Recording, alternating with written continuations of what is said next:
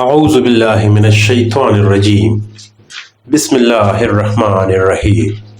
قرب قیامت کا ایک ایسا خوفناک فتنہ جس کا خوف اور دبدبہ ہر زمانے میں پایا جاتا تھا۔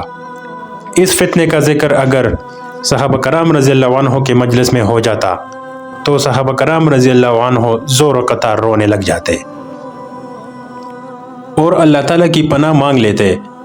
پیارے دوستو، اس ویڈیو میں ہم بات کریں گے کائنات کے سب سے بڑے فتنے کی، یعنی دجال کی، کہ دجال کون ہے اور دجال حقیقت میں کس شخصیت کا نام ہے، اور دجال کی پیدائش کب اور کیسی ہوئی، اور دجال کے ماں باپ کون ہے۔ کیا حضور صلی اللہ علیہ وآلہ وسلم کے زمانے میں بھی دجال موجود تھا، اور دجال اس وقت کہاں ہے، اور کیا دجال اس دنیا کے اندر ہے، اور دجال اپنے آپ کو کب ظاہر کرے گا۔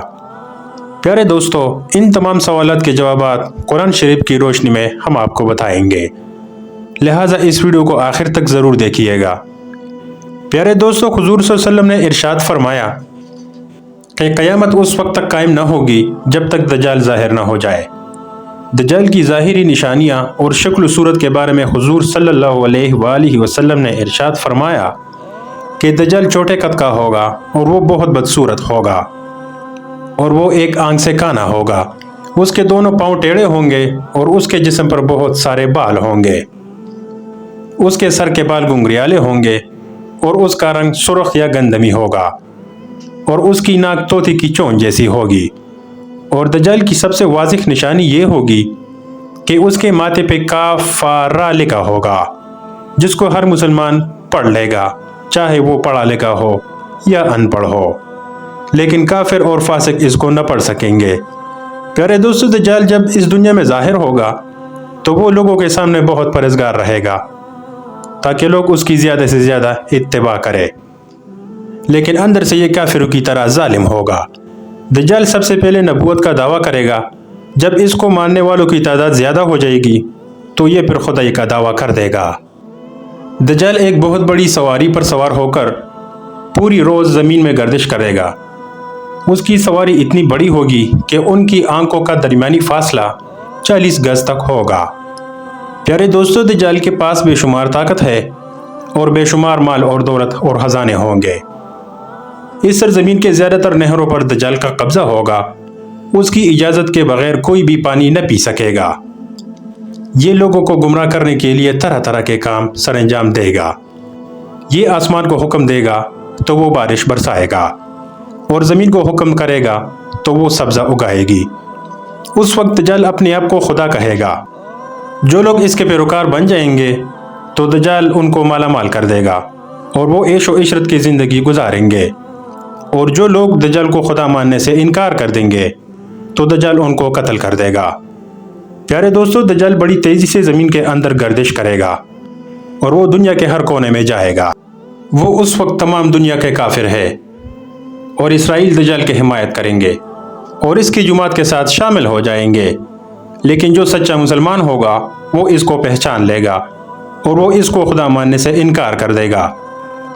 دجال پورے روز زمین کے اندر فتنہ فساد پھیلانے کے بعد مکہ اور مدینہ کی طرف روانہ ہوگا۔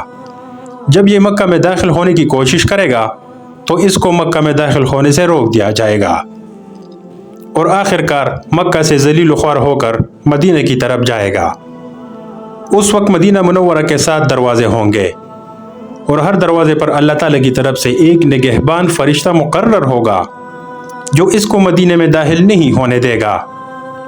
اس طرح دجال مکہ اور مدینہ کے باہر کھڑا ہو کر ایک خوفناک چیخ مارے گا۔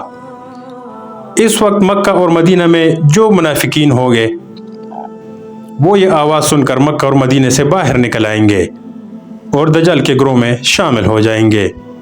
پیارے دوستو، دجال 40 دن تک اس دنیا میں رہے گا اور بالآخر حضرت امام مہدی علیہ السلام اور حضرت عیسیٰ علیہ السلام کے ساتھ اس کا مقابلہ ہوگا۔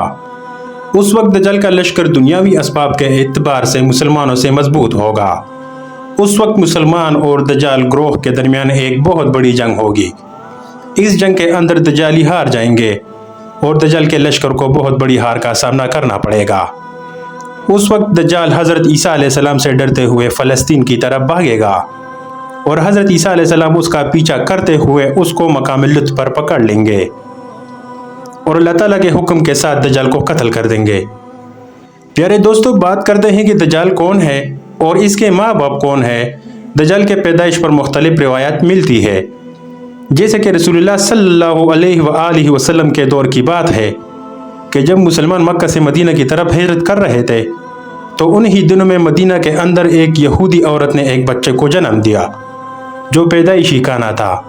یہ بچہ پیدائش کے وقت عجیب الخلقت تھا۔ بچپن میں یہ مدینہ میں بچوں کے ساتھ کھیلا کرتا تھا اور آہستہ آہستہ یہ بچہ مشہور ہونے لگا اور اس نے مدینے کے اندر اپنے اوپر وحی آنے کا دعویٰ کر دیا اور یہ بچہ لوگوں کے ساتھ عجیب و غریب اور پراسرار باتیں کرنے لگا۔ جب اس کی ماں کو اس بات کا علم ہوا تو اس کی ماں حضور پاک صلی اللہ علیہ وآلہ وسلم کے پاس آئی اور اپنے بیٹے کا حال حضور صلی اللہ علیہ وآلہ وسلم کو بتایا، اور اس بچے کی ماں حضور صلی اللہ علیہ وآلہ وسلم سے گزارش کرنے لگی کہ آپ اس کا معائنہ کریں کہ یہ کیا کر رہا ہے۔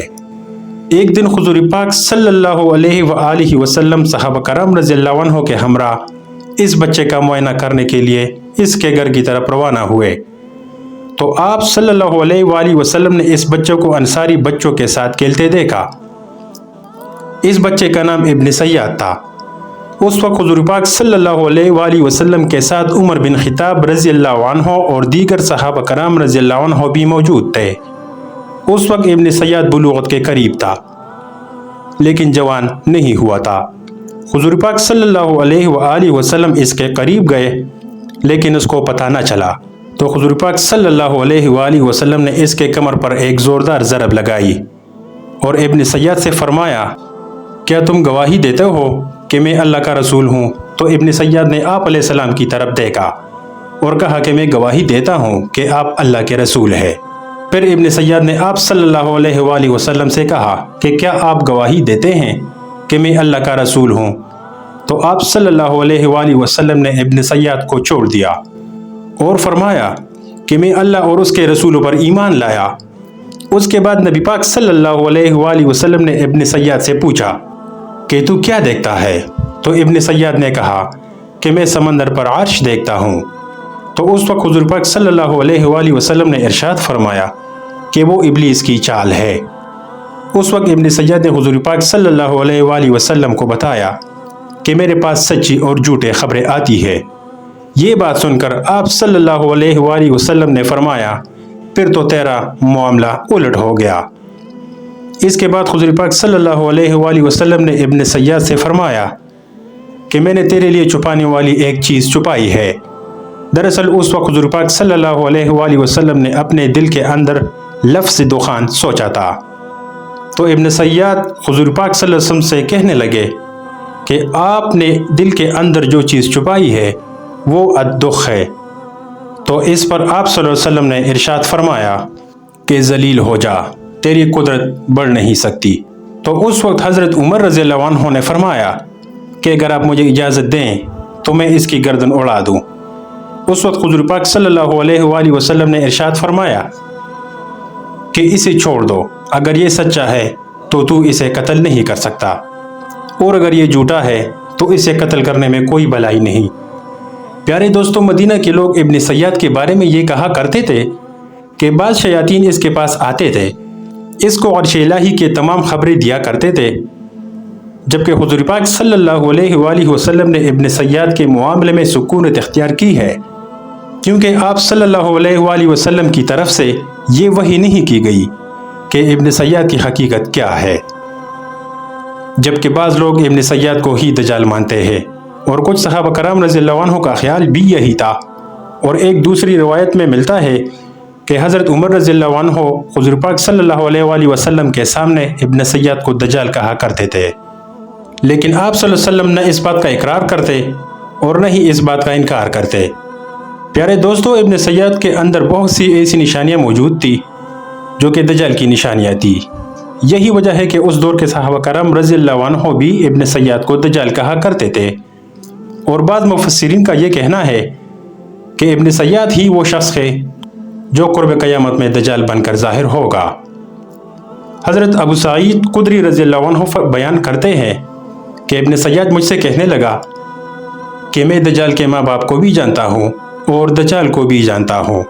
تو اس حضرت ابو سعید خدری رضی اللہ عنہ نے ابن سیاد سے کہا کہ کیا تو اس بات کو پسند کرتا ہے کہ تو ہی دجال ہو؟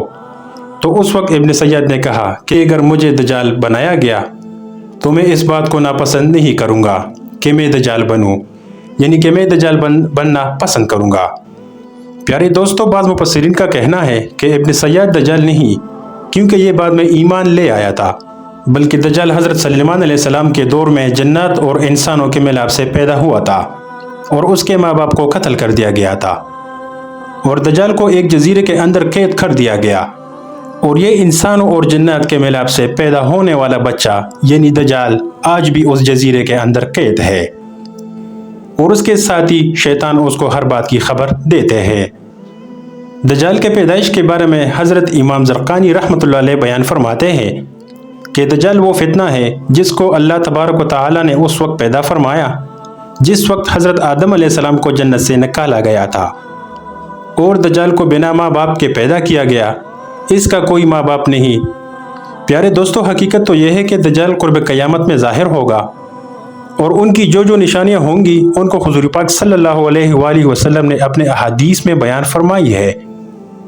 لیکن یہ دجال کہاں ہے، اور یہ کہاں سے آیا، اور یہ کیسے پیدا ہوا، اور اس کے ماں باپ حقیقی طور پر کون ہے، اس کے بارے میں کسی کو کوئی علم تک نہیں۔ اس کا علم صرف اللہ تبارک و تعالیٰ کے پاس ہے۔ اللہ تعالیٰ بہتر جانتا ہے کہ دجال حقیقت میں کون ہے اور یہ کیسے پیدا ہوا۔ اللہ تبارک و تعالیٰ سے دعا ہے کہ اپنے پیارے حبیب حضرت محمد مصطفیٰ صلی اللہ علیہ وآلہ وسلم کے صدقے ہمیں دجال کے فتنے سے بچائے اور ایمان کی سلامتی کے ساتھ ہمیں جینا مرنا نصیب فرمائے۔ آمین یا رب العالمین۔